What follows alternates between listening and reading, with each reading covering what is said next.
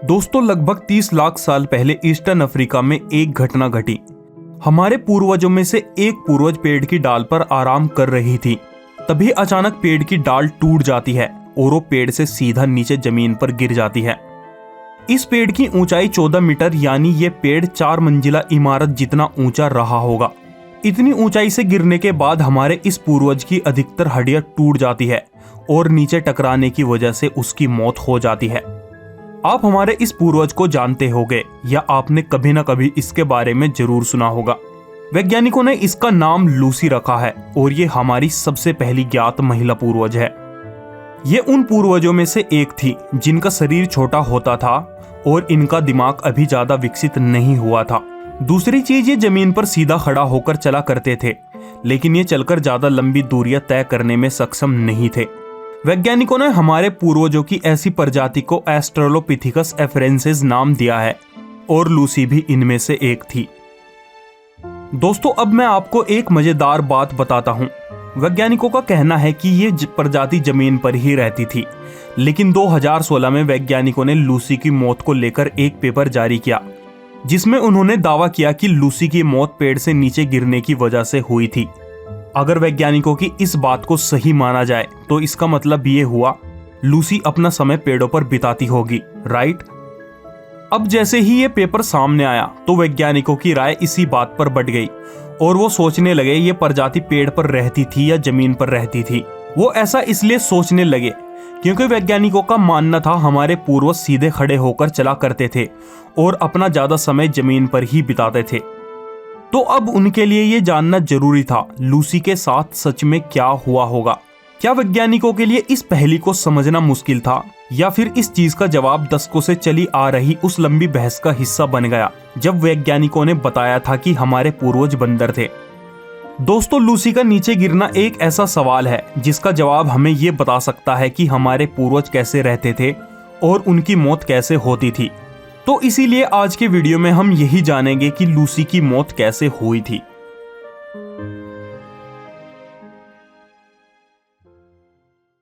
दोस्तों, जब 1974 में पहली बार इथियोपिया से लूसी को खोजा गया था तो ये उसी वक्त क्लियर हो गया था कि लूसी का मिलना वैज्ञानिकों के लिए बहुत बड़ी चीज साबित होगी, और ऐसा हुआ भी। वैज्ञानिकों को इथियोपिया की सूखी मिट्टी से इसके शरीर के कई टुकड़े मिले, जैसे कि उसके जबड़े के टुकड़े, रीढ़ की हड्डी, पेड़ों का हिस्सा, बाजू और टांगे। लूसी का कंकाल लगभग 40% कंप्लीट था। इसका मतलब यह हुआ वैज्ञानिकों के लिए इसके अंदर बहुत सारी इंफॉर्मेशन छुपी हुई थी। इसके विपरीत अफ्रीका में पहले जो खोपड़ियों की खोज हुई थी वो बहुत लिमिटेड थी, यानी उनमें जबड़ा और दांत ही होते थे। दूसरी चीज, लूसी का कंकाल बहुत पुराना था। जब वैज्ञानिकों ने लूसी के कंकाल के चारों तरफ से वोल्केनिक लेयर्स की डेटिंग की तो पता लगा लूसी यहाँ 31,80,000 सालों से दफन थी। इस खोज की वजह से हमारे पास हमारी सबसे पुरानी पूर्वज थी और इसके मिलने से हमें अपनी उन मोस्ट यूनिक एडेप्टेशन के बारे में पता लगा जो एवोल्यूशन ने हमें दी है, जैसे कि हमारा दिमाग कैसे विकसित हुआ और हमने कैसे खड़े होकर 2 पैरों पर चलना सीखा। लूसी के मिलने से सबसे बड़ी चीज यही पता लगी थी कि कैसे हमने 4 पैरों से 2 पैरों पर चलना सीखा। इस चीज को बाइपेडलिज्म कहते हैं। अब आपके मन में सवाल होगा, हमें कैसे पता लगा कि ये खड़ी होकर चलती थी? दरअसल इस चीज का पता इसके पेड़ों की शेप से चलता है, साथ ही इसकी जांग की हड्डी के अंदरूनी कोण और कुछ अन्य विशेषताओं से पता लगता है कि लूसी जमीन पर 4 पैरों से नहीं बल्कि 2 पैरों से ही चलती थी। तो अगर लूसी की विशेषताओं को कंबाइन करें, जैसे कि इसका बहुत पुराना होना या फिर इंसान के एवोल्यूशन के रहस्य को समझने में मदद करना, ये सब वो महत्वपूर्ण फैक्टर है जो लूसी को फेमस बनाते हैं।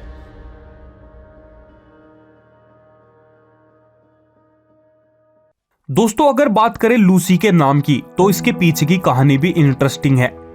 दरअसल इसका ये नाम बीटल के song Lucy in the sky with diamond से लिया गया था। ये नाम इसे उसी रात दिया गया था जब इसकी डिस्कवरी हुई थी, क्योंकि जब लूसी को डिस्कवर किया गया तो शोधकर्ता इसके मिलने की खुशी में जश्न मना रहे थे और ये गाना बज रहा था। 1970 के दशक में लूसी के उजागर होने के बाद इसकी कहानी और दिलचस्प होती गई, क्योंकि वैज्ञानिकों ने इस पर दशकों तक शोध जारी रखा और उन्होंने इसकी प्रजाति से संबंधित 400 से भी ज्यादा नमूनों को खोज निकाला, जो सभी के सभी एस्ट्रोलोपिथिकस एफरेंसिस प्रजाति से संबंध रखते थे। ये नमूने इथियोपिया, केन्या और तंजानिया से प्राप्त किए गए।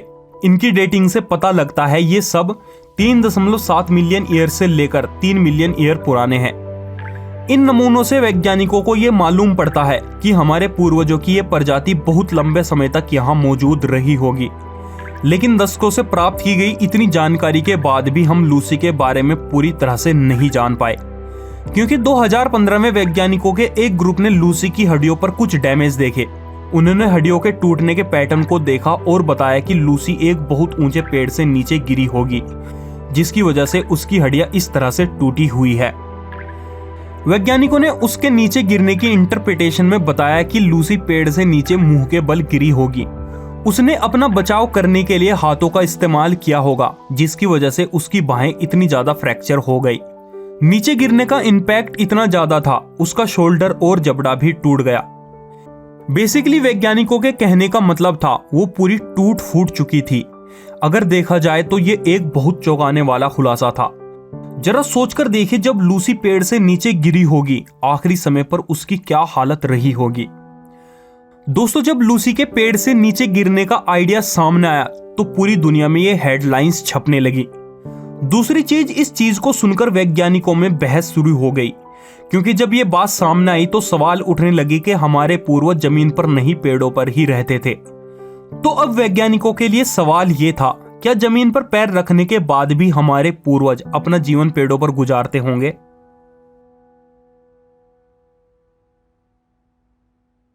अगर आज के समय की बात करें तो हम जानते हैं हमारे पूर्वज और चिंपैंजियों के पूर्वज एक ही प्रजाति से थे और आगे जाकर हमारे पूर्वज चिंपैंजी से अलग हो गए। पहले हमारे पूर्वज भी पेड़ों पर ही रहते थे। अलग होने के बाद हमारे पूर्वजों ने जमीन पर रहना सीखा और ये चीज शुरू हुई थी 6 से 7 मिलियन सालों पहले। दोस्तों, मानव विकास का ये चक्र एक रात में पूरा नहीं हुआ, बल्कि जैसे आज हम दिखते हैं, हमें ऐसा होने में लाखों सालों का समय लगा। हमारे पूर्वज विकास की इस प्रक्रिया में अलग अलग पड़ाव से गुजरे, तब जाकर हम इस रूप में आए। दोस्तों, अगर बात करें लूसी की, तो लूसी की प्रजाति मानव विकास की पहली को समझने के लिए सबसे अहम हिस्सा है। ऐसा इसलिए क्योंकि लूसी विकास के ट्री में इस जगह पर बैठी है। इसके बाद का जीवन बहुत पड़ाव से गुजरा। अब हम समय में पीछे जाकर तो नहीं देख सकते कि ये पेड़ पर लटकती थी या नहीं। हमें इसके कंकाल को देखकर ही समझना होगा कि लूसी का जीवन कैसा रहा होगा। हम इसकी लोअर बॉडी के बारे में अच्छे से जानते हैं। अगर हम इसकी जांघ की हड्डी को ध्यान से देखें तो इसे देखकर साफ हो जाता है लूसी और इसकी प्रजाति के सभी मेंबर 2 पैरों पर अच्छे से चला करते थे, क्योंकि इसकी जांघ की हड्डी की कड़ी के एंगल से पता लगता है ये अच्छे से 2 पैरों पर अपना बैलेंस बनाकर चल सकती थी। लेकिन अगर लूसी की बॉडी के ऊपर वाले हिस्से को देखें तो कई सवाल जहन में आते हैं। दूसरी चीज, वैज्ञानिकों को इसकी प्रजाति के एक बच्चे का शोल्डर वाले हिस्से का कंकाल भी मिला था। इस बच्चे को वैज्ञानिक लूसी का बच्चा कहते हैं। और मजेदार बात यह है, इस बच्चे के कंकाल को देखकर लगता है ये जमीन से ज्यादा समय पेड़ों पर ही गुजारते थे। इनकी उंगलियों की बनावट थोड़ी सी घुमावदार थी, जिसे देखने से मालूम पड़ता है इसकी प्रजाति पेड़ों की टहनियों को अच्छे से पकड़ सकती थी। तो इन चीजों को देखकर हम कह सकते हैं हमारे पूर्वजों के पास कुछ ऐसी एडेप्टेशन थी जिसकी वजह से ये पेड़ों पर घूम सकते थे। लेकिन अब सवाल ये है, ये इनका इस्तेमाल करते थे या नहीं। कुछ वैज्ञानिक इसके बारे में मानते हैं कि एस्ट्रोलोपिथिकस के पास ये एडेप्टेशन विकास के दौरान थी, जिसका इस्तेमाल ये नहीं करते थे। क्योंकि जब हम नेचुरल सिलेक्शन को देखते हैं तो जीव जंतुओं के पास वही चीज रहती है जो उस समय के लिए जरूरी होती है और बाकी धीरे धीरे गायब हो जाती है। दूसरी चीज, कुछ चीजें तो बहुत जल्दी चेंज हो जाती है, लेकिन विकास चक्र में कुछ चीजों का पर्पस पूरा होने के बाद भी वो बहुत लंबे समय तक रहती है। जैसे कि हमारी टेल बोन की हड्डी का थोड़ा सा हिस्सा आज तक हमारे पास है। इन सब चीजों को जानने के बाद कुछ अंतर सामने आते हैं, जैसे कि जो चीजें कंकालों में है, क्या इसका मतलब ये हुआ कि हमारे पूर्वज उन चीजों का इस्तेमाल फिजिकली भी करते होंगे, या फिर दूसरी चीज वो है जो हमारे पूर्वज एक्चुअल में करते थे। जैसे कि अगर सोचा जाए तो हो सकता है चलने के बावजूद भी हमारे पूर्वजों को पेड़ पर चढ़ने के कुछ फायदे होते होंगे। उदाहरण के लिए कुछ ऐसे एप्स को ले लीजिए जो जमीन पर रहते हैं, जैसे कि चिंपैंजी। ये जमीन पर रहने के बावजूद भी सोने के लिए अपना घोंसला पेड़ पर बनाते हैं। हो सकता है इस तरीके का इस्तेमाल लूसी की प्रजाति भी करती होगी, क्योंकि इनका कद छोटा होता था, जो लगभग 1 मीटर लंबे थे और ये ज्यादा तेज नहीं होते थे। इनका शिकार बड़ी बिल्लियां आसानी से कर लेती थी। इसके अलावा जंगल में और भी जानवर थे जो इनका शिकार करते थे, लेकिन ये कैसे रहते थे या फिर कैसे सोते थे, इस बात का कोई सबूत नहीं मिलता। रही बात लूसी के नीचे गिर के मरने की, तो ऐसा कोई ठोस सबूत नहीं मिलता जिससे हम ये जान सके कि लूसी की मौत सच में कैसे हुई थी। अगर थियोरेटिकली देखा जाए तो हो सकता है लूसी की मौत पेड़ से नीचे गिरने की वजह से ही हुई हो, क्योंकि वैज्ञानिक बताते हैं कि लूसी पेड़ पर अच्छे से चढ़ना जानती होगी, लेकिन इसकी हड्डियां पेड़ से नीचे गिरकर ही टूटी होगी, ये पता पाना मुश्किल है। क्योंकि इस पूरे घटनाक्रम में एक दिक्कत है, लूसी के फ्रैक्चर का पैटर्न यूनिक नहीं है। ऐसा इसलिए क्योंकि जब 2016 में वैज्ञानिकों के सामने लूसी के नीचे गिरने की घटना का आइडिया सामने आया, तो वैज्ञानिकों ने उस जगह रिसर्च करना शुरू किया जहां से लूसी का कंकाल प्राप्त हुआ था। लूसी के इन फ्रैक्चर पैटर्न को बहुत जल्दी आइडेंटिफाई कर लिया गया, क्योंकि जहां से लूसी का कंकाल मिला था उसी जगह से वैज्ञानिकों को कुछ और जानवरों की हड्डियां भी मिली। इन जानवरों की हड्डियों पर उसी तरह के टूटने के निशान थे जैसे लूसी की हड्डियों पर थे। इन हड्डियों में एलिफेंट, जिराफ और राइनोस की हड्डियां शामिल थी, और टूटने के निशान सिर्फ लूसी की हड्डियों पर ही नहीं बल्कि इन जानवरों की हड्डियों पर भी थे। रही बात लूसी की हड्डियों के टूटने की, तो ये इसलिए टूटी होगी क्योंकि ये लाखों सालों से जमीन के नीचे दफन थी, और इस समय अंतराल में लूसी ने काफी चीजों का सामना किया था, जैसे कि ये पानी के संपर्क में आई होगी, क्रैशिंग इवेंट्स को झेला होगा, जो इसके ऊपर मिट्टी की परतें चढ़ी होगी, उनका प्रेशर और टेक्टोनिक प्लेट्स की मूवमेंट को भी सहा होगा।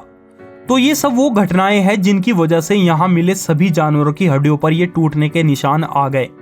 तो अगर ये सब चीजें जानने के बाद आपको लगता है राइनोज और अन्य जानवर भी 4 मंजिला इमारत जितने ऊंचे पेड़ से नीचे गिरे होंगे, तो हो सकता है लूसी भी गिरी होगी। लेकिन हड्डियां टूटने के इतने सारे कारण जानने के बाद वैज्ञानिकों ने अनुमान लगाया है कि लूसी की मौत पेड़ से नीचे गिरने की वजह से नहीं हुई होगी। रहा सवाल लूसी की जिंदगी जीने के ढंग का, तो हमें उम्मीद है इसका जीवन बहुत प्यारा रहा होगा। तो आज के वीडियो में इतना ही। अगर वीडियो पसंद आया हो तो वीडियो को लाइक जरूर करें। आपके लाइक करने से वीडियो को आगे बढ़ने में सहायता मिलेगी। वीडियो देखने के लिए शुक्रिया।